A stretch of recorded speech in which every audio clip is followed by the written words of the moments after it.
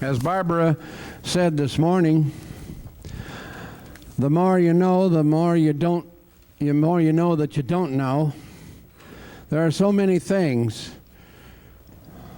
that are happening in this nether world behind our backs, things that happen that we are not aware of, and that's going to be more or less the subjects of our next two presenters. Fritz Springmeier, coming to us from Oregon, has spent 20 plus years researching what's been going on in things that most people, not this crowd particularly, but of course most people really have no clue on in the area of influencing actions of people with various types of mind control. He has so much information it's almost incomprehensible. You wonder how anybody put together that much stuff in a 20-year period. One of the books that I have of his is encyclopedia size, and that's only one of whatever 10 or 20 that he's put together. So there is a lot of information for him to try to cram into the next 55 minutes for you, but he will have a workshop, of course. So welcome for the first time here at Global Sciences, of course, another new fine Fritz Springmeier, please. Thank you. Thank you very much. Where were you when John F. Kennedy was assassinated? Do you remember how you felt? How old were you? What were you doing? Where were you when the Challenger exploded? Do you remember? How did you feel when you saw the pictures of the children that were killed at the daycare center at the Oklahoma City Federal Building? Do you remember? These are trauma memories. We remember them distinctly. They are indelibly etched into our minds. However, how many of us know the lie that was programmed into us at each of those traumas? Now, I realize that most of you don't know what I'm talking about, but I'm getting there. See, I'm not challenging your memories of those traumas. Each of us remember those traumas very distinctly. However, the problem is that we don't know the lie that was attached to each of those traumas. In fact, most of us have never even considered that the conspiracy killed John F. Kennedy in full view of this country for a reason, in order to program us a lie. We have never asked ourselves, why didn't they quietly poison him and make it look like a natural death? In spite of John F. Kennedy's good front of being healthy, JFK was a medical basket case. So why didn't they try to take advantage of his natural weaknesses? So we've got two facts here. The fact is that they killed John F. Kennedy in full view of the entire nation, and the other fact is that we still have a trauma memory associated around that trauma. However, we do not understand, most of us, how they programmed in a lie to us through that trauma. Now, those traumas that we have just discussed are very mild compared to the type of traumas that we're going to be discussing today and in the workshop tomorrow in the afternoon. I'm here to tell you about trauma-based total mind control. This is a type of mind control which turns the victim into a puppet, a slave. This is a type of mind control which is so horrendous that it dehumanizes a person to be a robot, an expendable piece of machinery that they can throw away. And the problem is that this mind control is essentially totally undetectable. The things that I'm going to be telling you today are going to affect you and your children and your grandchildren. And I don't have enough time up here in 55 minutes or an hour to give you much more than just scratch the surface of what I have to tell you. But I do want to be able to, in this first hour, to tell you the issues and then also expose you to our literature, our information that we have that you can obtain that covers those issues, so that if you want to obtain more information on this, you can. Today I'm going to give you some important keys to some of the important mysteries in your life. Everyone loves a treasure hunt. Today you've hit the mother lode. This mind control pertains to many of the things in our life. Why are so many people being abducted by UFOs? Why do things keep going wrong in our government? Who is running the world? How do we protect ourselves from someone who's an intelligent agent of the New World Order? How do we protect ourselves from deception? These are all issues that relate to mind control, and they are the type of issues that I give answers to. What would you like to know about the New World Order or its mind control? Or perhaps the subject bores you.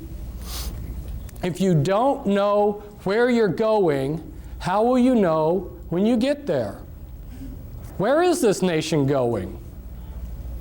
Where are we going with all these UFO abduction experiences? I'll tell you, we are headed toward total mind control. And I'm giving you this talk to motivate you, to help you, to inspire you, to inform you. Now I'd like to do a little exercise. Look at the person on your right and look at the person on your left. Now I'm not doing this to instill fear into you. But the reason I wanted you to look at the person on your right and the person on your left and then yourself is because one or all of you may be under this total mind control and not even know it.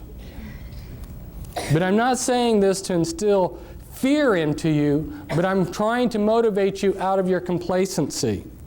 Because after I found out about this horrendous mind control, which is being carried out on such a grand scale, that my life became insignificant compared to the suffering of the millions of victims. And that's why I've dedicated my life to stopping this mind control, or doing as much about it as I can. But I can't do it all by myself, and nor can I succeed with my co-author, Cisco Wheeler, back there, but we need all of your help. Now, this has been a great conference. There's been a lot of great speakers. But if I was to sum up this conference, I would sum it up as saying mind control and disinformation. What do I mean by disinformation? Today, people don't understand what disinformation is. One needs to go and study, which I have done, how these intelligence agencies that disseminate disinformation, how they operate, and what kind of disinformation they put out. A very good example of this is MI5 and MI6, British intelligence. Maybe a lot of you are aware that British intelligence created American intelligence. And British intelligence is extremely powerful. Before World War II got started, the British had infiltrated the Nazi spy apparatus so that every German agent that was recruited into the Nazi apparatus that was spying on Britain had to become a double agent. 100% of the German agent spying on Great Britain was a double agent for the British. And anyone who joined those spy cells had to become a double agent, or they got dropped, so they kept the continuity. Through those double agents, they disseminated disinformation to the Germans. If you will study the type of disinformation that they fed through those German agents, you'll get a good idea of the type of disinformation that's being disseminated to you all through double agents. Some of them have been up here as speakers. You may think that disinformation is simply passing a lot of lies. No. Disinformation has to look like the absolute truth, but you slip in a little poison with it. So some of these double agents that the Nazis had received very big decorations by Hitler. In fact, one of these British agents, double agents, received the highest award that Hitler could give him, while at the same time he received the highest award that the British could give him. Kind of interesting, huh? An example of how disinformation works. You give 99% true information, and it's that one little piece of disinformation that's the clincher. So through their spies, they fed the Germans the range of their naval radar, but they understated it. Well, the Germans were excited to get any information on the British radar, their naval radar. When the Bismarck sailed, and you're familiar with the battleship Bismarck, because their intelligence agencies had been fed this shortened range of the naval, British capabilities of their naval radar, that one little piece of disinformation, they made a big mistake, and that mistake cost them the Bismarck. So see, this is how critical it is to understand how a speaker can get up here in front of you, he can give you 95% good information, and it's that 5% poison that he's going to give you that'll be the clincher. It's very hard to understand, for most of us to understand how disinformation comes about. Now, my co-author back there, she said, "Fritz, you're not going to hold back on these people, are you?" Well, for those of you who don't know me, if you watched that movie Braveheart, when I watched the movie Braveheart, I realized that's me, you know. I've been trying to fight these people, and I've got the same spirit. No, I'm not going to hold back on you people, and I don't think you want me to hold back. You want the whole truth, and I'm going to give you the truth as best as I can. And some of you who don't know may be wondering, who is this Fritz Springmeier character? And so, unfortunately, I need to just take a minute and tell you about myself. Why am I in a position to be up here telling you things that other people can't? I think it goes back to several generations before me. My great-grandfather was a very insightful, wise, intelligent, good man. He lived in Germany before World War I, and he saw, because he was insightful, what was coming. So he escaped in a wagon underneath some sacks of grain across the border into the Netherlands, because he saw that a world war was coming at a time when most of the world was just having a good time. And I think God honored the desires of his heart not to be involved in all the warfare that he saw coming to Europe, because he had 5 sons, and they had a lot of sons, and not one of his sons or grandsons ended up fighting in a war, because their age staggered them so that none of them ever got drafted. That's pretty amazing. And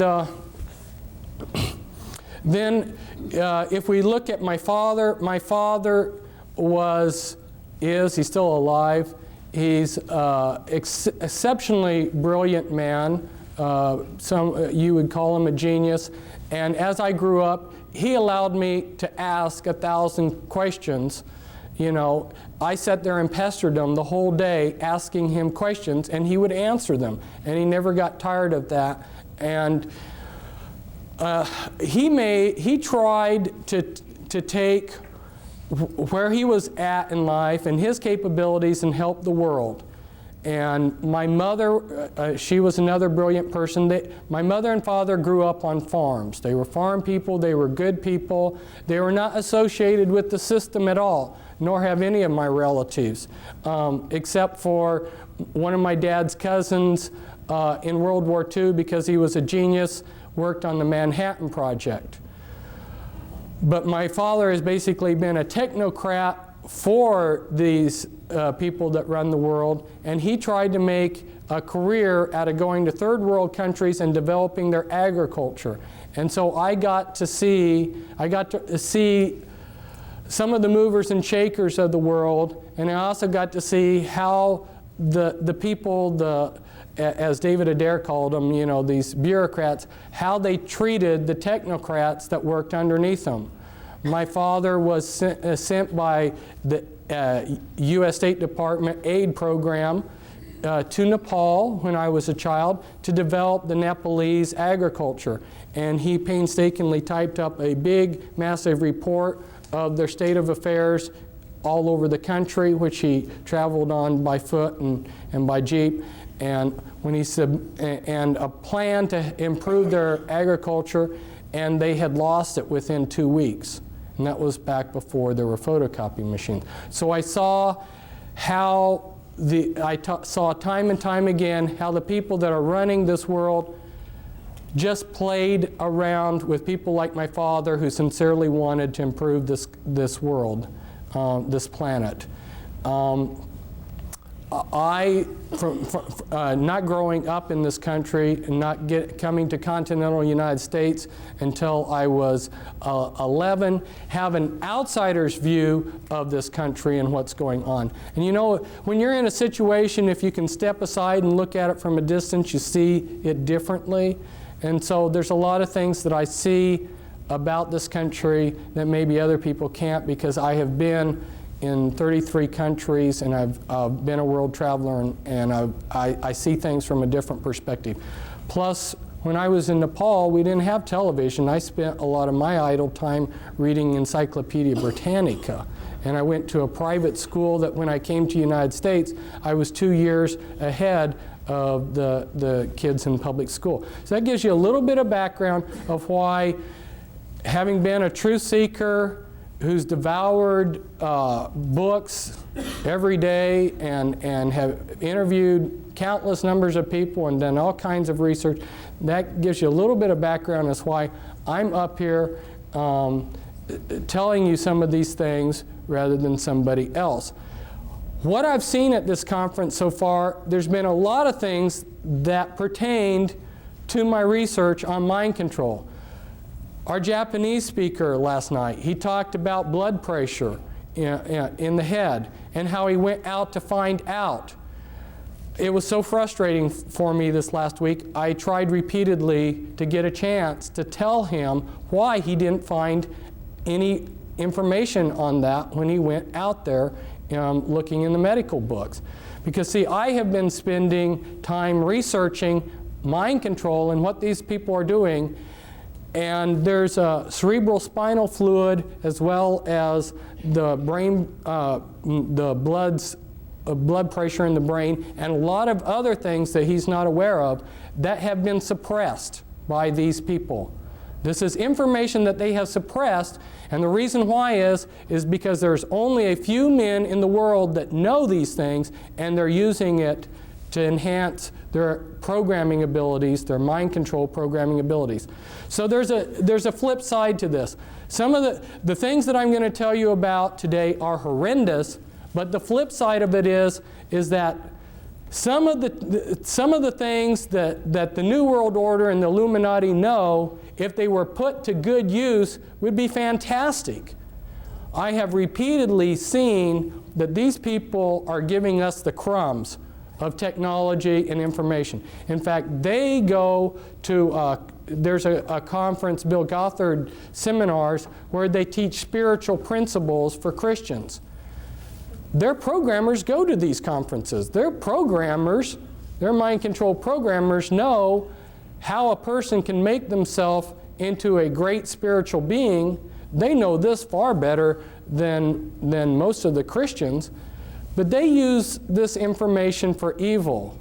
They're able to take and set in things within the life of a person to prevent them from becoming the person that they could have. So there is a good positive flip side to this, but if you saw what I've seen, it would make you angry that these people are taking what could be used for the elevation of mankind and they're using it to enslave us. Now, as I go through this, I'm going to touch on a whole variety of things because, like Dean was telling me, he says, my audience knows a lot about the Illuminati. The thing of it is that the information, the level of information that I'm putting out about the Illuminati, unless you've been in touch with my information, you haven't heard it before, because that's a much deeper level than what the people are telling you. So I need to just touch on some things so you see the type of information that you can get, and this all pertains to the mind control. So we're going to run through real quickly here some overheads. Around this date, Admiral Stansfield Turner, who was head of the CIA, went before a congressional subcommittee, and he admitted to them that yes, the CIA is carrying out mind control on countless numbers of unwitting American victims. And he even went so far as to say the basic methods that they use in this mind control: hypnosis, drugs, and torture. And around this period of time that he was addressing the congressional subcommittee, why the New York Times had this article. Here they mention a couple names of these are mind control programmers. Dr. Ewan Cameron and Dr. Louis Jolyon West. They were two examples of mind control programmers.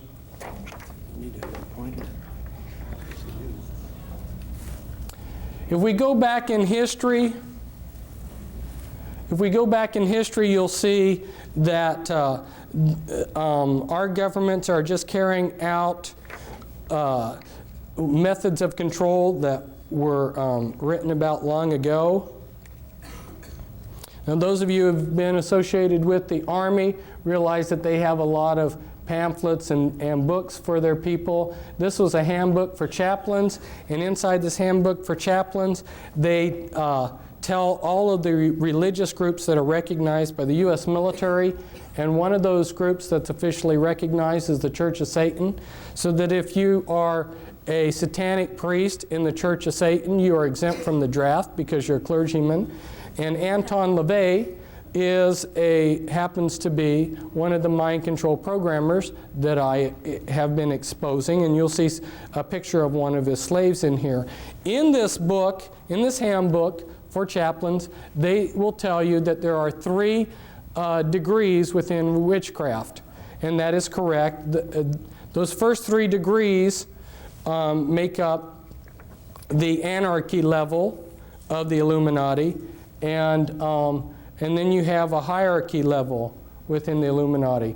Last summer, I went out on speaking circuit of 14 major U.S. cities, and there was a tape made, a professionally made tape in a television studio where I explain charts like this, explain a lot. So I strongly recommend that you get that videotape because it gives an excellent overview of a lot of things.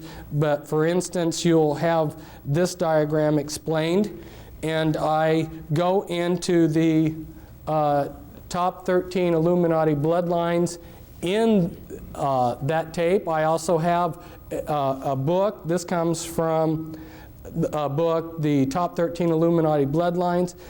This pertains to the mind control because these bloodlines learned about these mind control techniques many centuries ago. These are the movers and shakers of the world.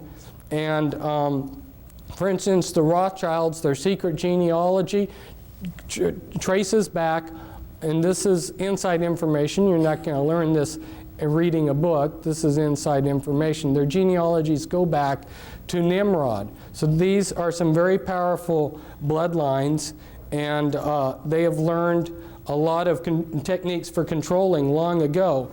And when you learn who the bloodlines are, it totally changes your view of history. Now, for instance, Grant and my co-author back there, Cisco, who I brought out of the Illuminati, her father was a programmer, and parts of her were used for programming. Her great uncle, her dad's uncle, was the head of the U.S. military during the Vietnam War, General Earl Grant Wheeler, and he was a descendant from Hiram Ulysses Grant, and Ulysses Grant was of the Collins bloodline and of the Delano family bloodline, two very powerful bloodlines, and you may have thought that he was just a common ordinary person. To understand what's going on, you really need to understand these bloodlines, and that's why I encourage you to get the book that we have back there, the Volume 1 book, the Top 13 Illuminati Bloodlines. These are just some representatives of those bloodlines. And these are Illuminati members that I'm showing you here that are representatives of the different bloodlines. And the DuPonts, for instance, have been in charge of a large portion of the military-industrial complex. They have produced the gunpowder for all of our wars. So every war that we've had, they've gotten incredibly rich. They also are into a lot of the chemicals. Every day you use chemicals that came out of DuPont factories. The Freeman family, and Gaylord Freeman, head of the Priory of Zion. And this is the Kennedys. Here we see JFK at the Great Pyramid. It seems like a lot of these Illuminati types have made a pilgrimage to the Great Pyramid. And here's Anton LaVey. See if I can get him up a little bit so that the camera can see a little bit. This is Anton LaVey with one of the members of his church, Sammy Davis Jr. Sammy Davis Jr. was part of Rat Pack, which were working with the intelligence agencies and were Satanists. And one of his slaves, James Mansfield, is there kneeling down before Anton LaVey in a satanic ritual. And here was the first presidential model sexual slave that they allowed the public to see. This is Marilyn Monroe. She was, both James Mansfield and Marilyn Monroe had sexual relations with John F. Kennedy. And here I believe that you can see her switching personalities. When I start talking to you more about how the mind control is done, you'll understand what I mean by switching personalities, because they create programmed multiples where they get a Dr. Jekyll, Mr. Hyde effect. And here's, this is Winthrop, who's said to have the largest porn collection in the world. And the mind control slavery relates to the porn, the type of porn that they do too. This is Guy de Rothschild, very powerful man. His bloodline will have the Antichrist, and that's his son, David. And here's the Russell family, and represents the Russell family. And here you see Bill Clinton. This is a hypnotic induction for a mind-controlled slave. It hypnotically inducts them. And then you have William Huntington Russell and Samuel Russell, which tie back into your slave trade. So see, these people these Illuminati families have been involved in slavery for a long time, and they've been involved with mind control techniques for a long time. A lot of what they did with the black people was for purposes of, they were very skillfully using trauma and divide and conquer against the black people when they enslaved them. And I don't have time to go into all the ideas behind what they did to the black people, but just leave you with the idea that the reason that they brought over the black people like they did in the ships, with so many dying, and the way they separated them from their past and everything, it was all utilizing mind-controlled techniques. This is some other Illuminati bloodlines here. The Lee family, Li Ka-shing, billionaire in Hong Kong. Some others. Hitler was of the Rothschild bloodline. I found out that Scotland was very important to all of this, and I just highlighted some of the Scottish clans that were involved in the Illuminati. And for some of you that need to see this, because you wonder if satanic ritual abuse does occur, I got this out of a museum, and it's written it's an oath to Satan that's written in the blood of the person who made the oath. And this is very standard for people within the Illuminati. And this all relates to how the mind control is done, because a lot of you can't separate the rituals, the satanic rituals, from the mind control programming. They dovetail in. But they're also using alien themes in the mind control too. And again, I will explain this in the videotape. It's a castle in Belgium, an important castle of the Mother of Darknesses, which is a rank within the Illuminati. This is the front entrance to it. The Illuminati have set up objectives, okay? And then those are broken down into components, and then they use different parts of society to bring those objectives about. They want things to happen as if they're happening naturally. From debriefing people that have heard planning sessions where the 20-year and the 30-year and the 50-year plans of the Illuminati were explained in detail, one of the major components to their plans is they want everything to happen as if it's unfolding naturally. So where the mind control slavery is so important is they have salted their people throughout all levels of society. There is no religious group, there is no philosophy, there is no political group that can't be infiltrated with their mind-controlled slaves. Here's an example of another objective. And you can see how they've broken it down into components, and then their people that are salted throughout different areas are bringing about those goals. This is explained in the videotape, so I won't explain it, but it shows the type of thing that I go into in some of my literature, in some of my books.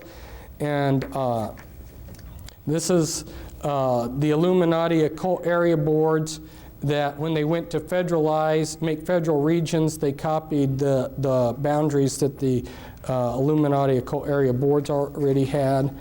And again, this is the type of thing that we talk about in the videotape. And you may say, what does this have to do with mind control? It's because healthcare and control of grains and all of these different things that we see being controlled behind the scenes, the way that they are able to control them is with these programmed multiples.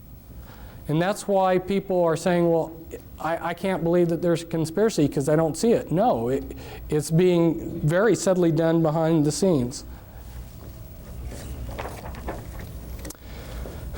Here, Alice Bailey, who was connected to these people, was head of Lucis Trust and wrote quite a few books, started 140 New Age groups. She writes, "Years ago I said that the war which may follow this one would be waged in the field of the world religion. Such a war will not work out, however, in a similar period of extreme carnage and blood. It will be fought largely with mental weapons and in the world of thought. It will involve also the emotional realm from the standpoint of idealistic fanaticism. This inherent fanaticism found ever in reactionary groups will fight against the appearance of the coming world religion and the spread of esotericism. The coming struggle will emerge within the churches themselves." She's talking about mental weapons. Now, she doesn't spell it out here, but what she's talking about is the mind control that I'm talking about.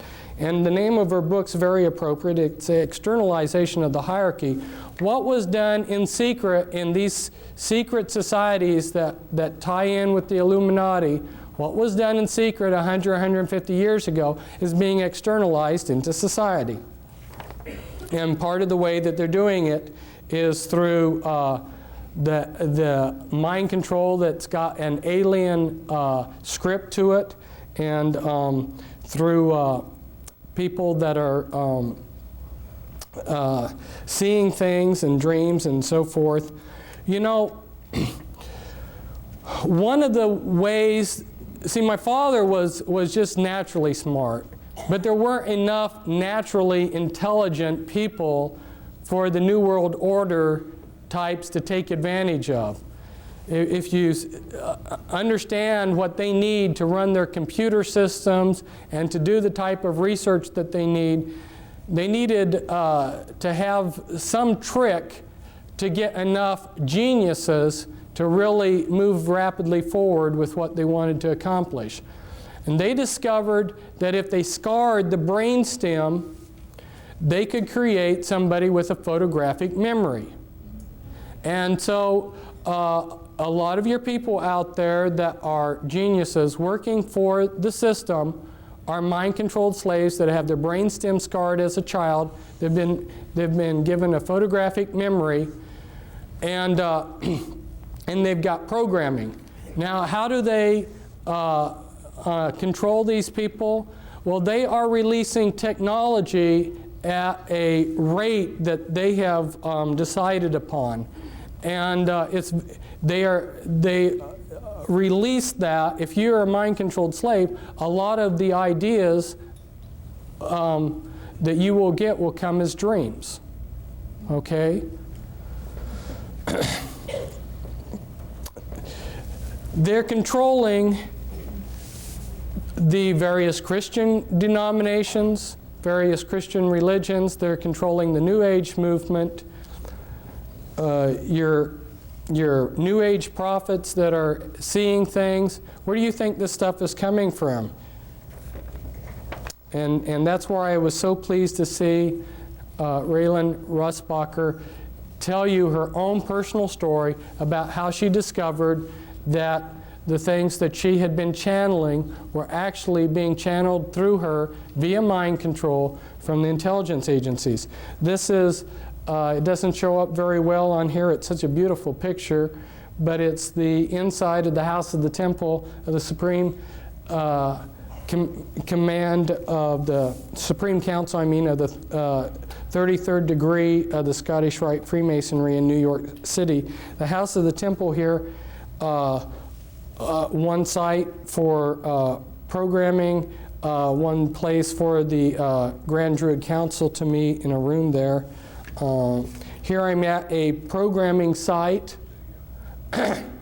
This is the Presidio, and this is real near the Presidio, the Palace of Fine Arts, and where Illuminati have done rituals.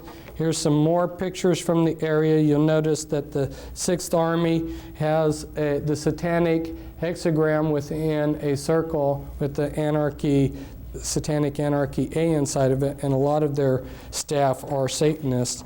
This is some more sites around the area used for programming. This is on the Presidio where the Illuminati have had some rituals inside of there. And in the distance here is Alcatraz, which has been used for ritual programming.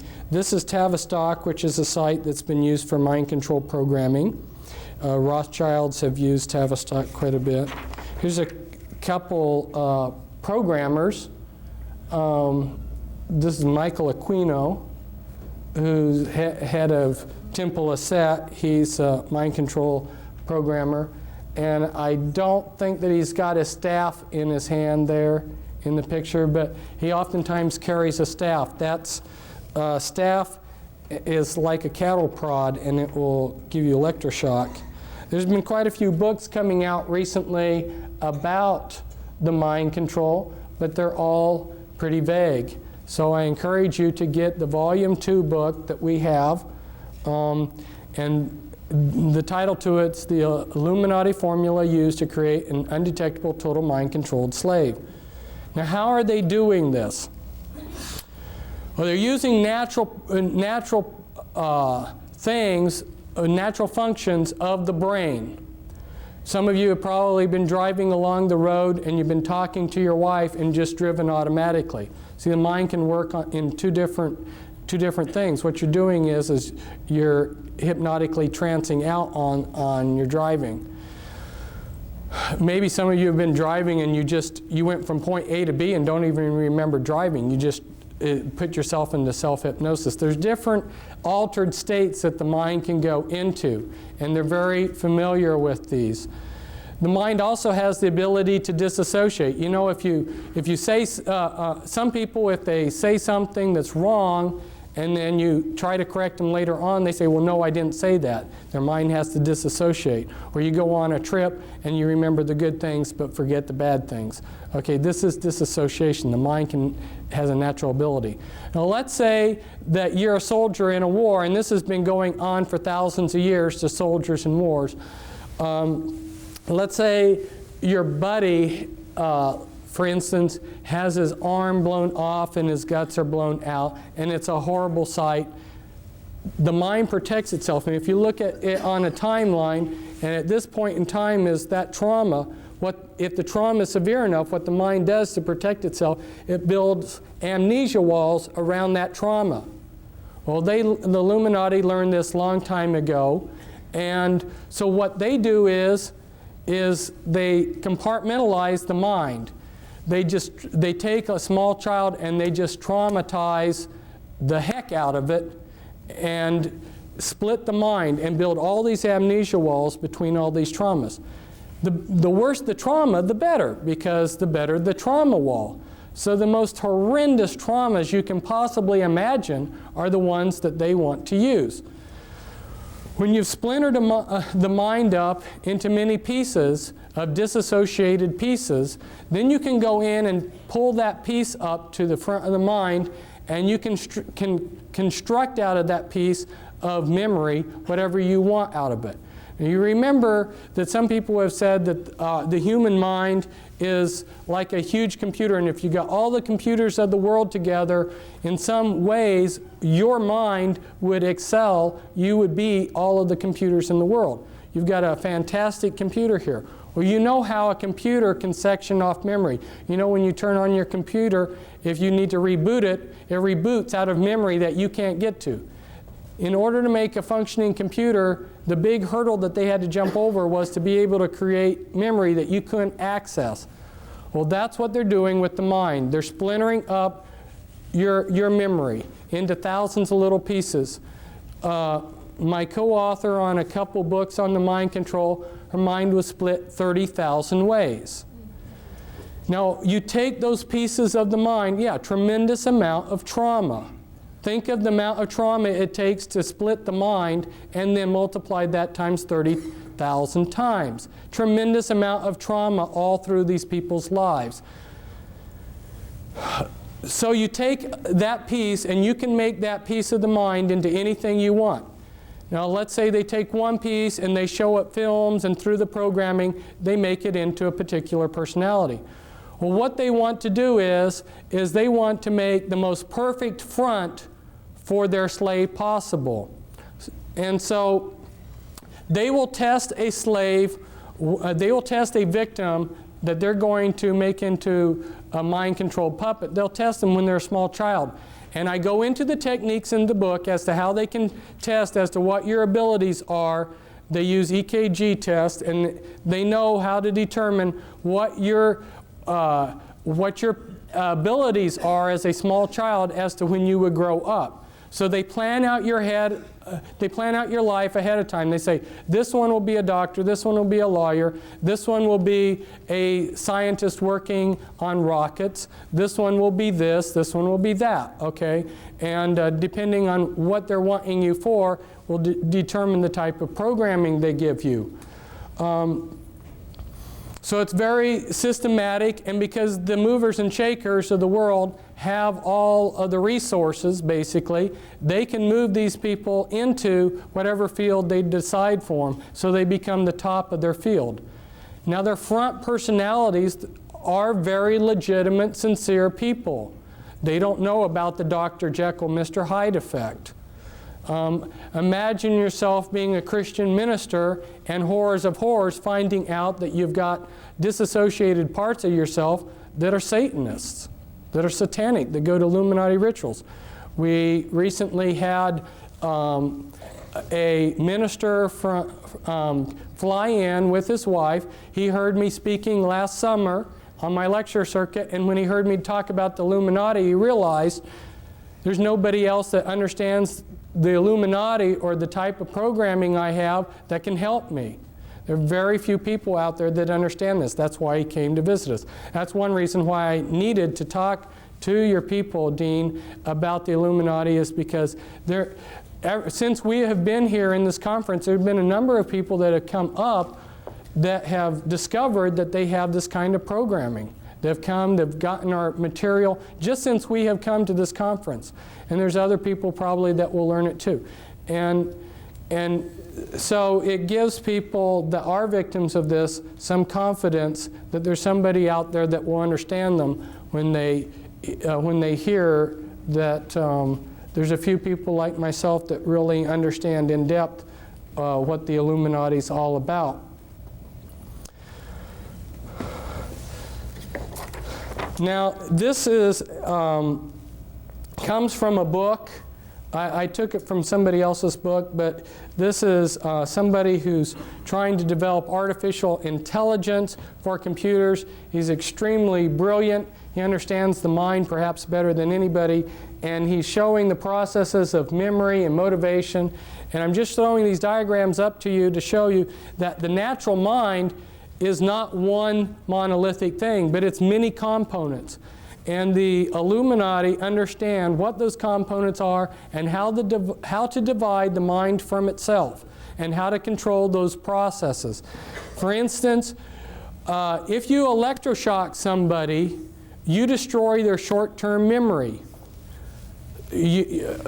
for about 24 hours. So every time that Cisco was used for some purpose, let's say she was running drugs for them or being used as a sexual slave or whatever they were using her for, on a daily basis practically, they would electroshock her. What that would do is splinter your short-term memory. Once they get you programmed to where they want you, then they will delete your memory of having been used in these things. People that are on sensitive in government projects, if you are in charge of something that takes a classification, you're going to be under mind control. Don't you think that they're smart enough to want to control their secrets? And this was taken at Bethesda, which happens to be a programming center, but it's showing the brain's PT scans of multiples. And you'll see that from when one personality holds the body to another, we've got totally different PT scans. The mind of a multiple personality, and they now call MPD DID, just recently changed that, I think, to throw some confusion into things. But when you look at the PET scans, they're different. If I try to impersonate a different persona while I'm getting PET scans, my brain will look the same. The programming is layered in, and this comes from another one of our books back there.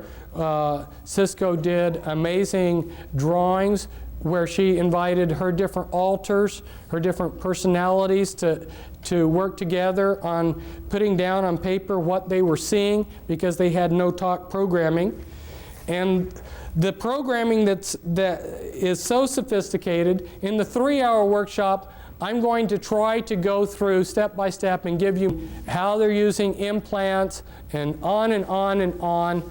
And I'd love to tell you everything that I know, but as they go in and splinter a person's mind into thousands of disassociated pieces, they have to put those pieces together in some fashion that's going to be useful to them. So then they're structuring. And as they build the structures, they like to use structures like this. Like this is an infinity type structure, so that the person being programmed, they get a feeling like there's no beginning or no end to the programming. It gives them a hopeless feeling. But the type of sophistication, the level of thinking in this programming is so in-depth. This is when they're doing the structuring. This is the beginning of a chart showing the beginning of some structuring that they're doing. And then when the master finally, the programmer or the handler finally has finished programming the slave, he will have a 3-ring binder, a laptop computer with pages that look like this. And if he wants to call up a particular altar, he would say, like Brown Levi 2003 11A, Brown Levi 2003 11A, Brown Levi 2003 11A. That right there would be the access code to pull up a particular personality that they would want. And a lot of these personalities will not live in reality. They live in a total science fiction world. They've been dehumanized. Here's how one of Cisco's alters perceived herself. And they use Walt Disney movies for the programming. As you can see, this is from a Walt Disney movie where a doorknob it takes on life. If you showed a Walt Disney movie like this, you're creating the images for them to use hypnotically as they go in and do the behavior modification and hypnosis on that altar. And so this could be used to create a doorknob altar within a person's mind. And as they go through the dehumanizing process, like in Cisco's system of altars, all but the front altars in her had lost their hearts. They did hypnotic surgery where they took out the hearts out of these altars and replaced them with a heart of stone. So, and that's so that these people can't give their hearts to Jesus, because if you would talk to these altars and say, give your life to Christ, they'd say, I don't have a heart. I'm not a human. And then they've been dehumanized to think that they're maybe a horse or a dog or a cat or whatever. They build bodysuits out of implants. And you heard about last night about the biochip, how they're able to make a miniature computer that's very, very tiny, the size of a cell or even less. That's true. And they attach these tiny, you have to understand how computers are made. All a computer is an on-off switch. Anything that will consistently do one thing consistently, move in a particular direction or something, can be used as an on-off switch. They take strings of carbon atoms. They use DNA templates. Anyway, they make mini computers that are extremely tiny, attach them to viruses. Viruses have a liking for a particular part of the body. They will build a bodysuit of implants in you with these tiny computers, put in a master computer in the back of your neck, and these are just a few of the sites. These are the audio implants. There's about 6 different major categories of implants. You've got mimics implants, you've got auditory implants, holographic implants anyway, and when they program, they layer in the programming. They use a lot of, some of the base programs are your Alien scripts, your Alice in Wonderland, and Wizard of Oz. Those are very common base programming scripts. And also Star Wars and Star Trek. Star Trek's a big one. What are the implications of this mind control? You've heard the term paradigm shift. The implications of this mind control are so mind-boggling that it's taken me years to make what people call the paradigm shift, to really comprehending everything we see. Nothing is as it looks, okay? And anything that is clean has been infiltrated and been dirtied.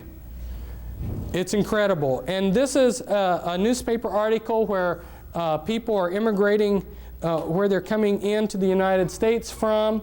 And of course, if they put Eastern Europe up here as something, it would be right up there, probably in the top 6. But you see Russia and China and Vietnam right up there in the top countries that are sending us immigrants. These are countries that are also practicing mind control. How many Spetsnaz agents have been infiltrated into the United States?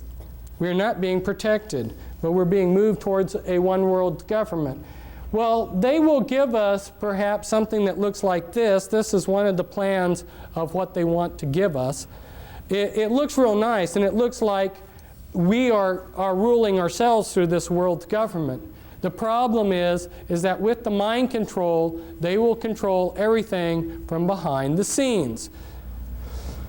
So, including, I had a friend who was a mind control victim, and one of the insiders that was trying to fight the New World Order came up to him and said, this was back in 1990, and said, "You are a monarch mind-controlled slave." He didn't know what that meant. He said, and this insider said, as proof of who I am and that my information is for real. This was 6 months before the primary election in which Bush and Clinton ran against each other. He pulled out a map, and it had all the votes for the final votes of the presidential campaign, the electoral college votes, and the final popular votes. And these men found out the same thing that I found out from various sources, James Collier and his brother. They spent 20 years tracking down how the voting is rigged. I'm telling you, people, nothing is as it seems, and there are people that can come up here and stand up here and be a lot more humorous than I, and can tell you, you know, that you can vote these people out of office. There is no political system that is going to work anymore when they are making mind-controlled slaves. And I'd love to have all of you come to my workshop, because there's so much that I have to say, and it's so important. And our table's back there. Thank you.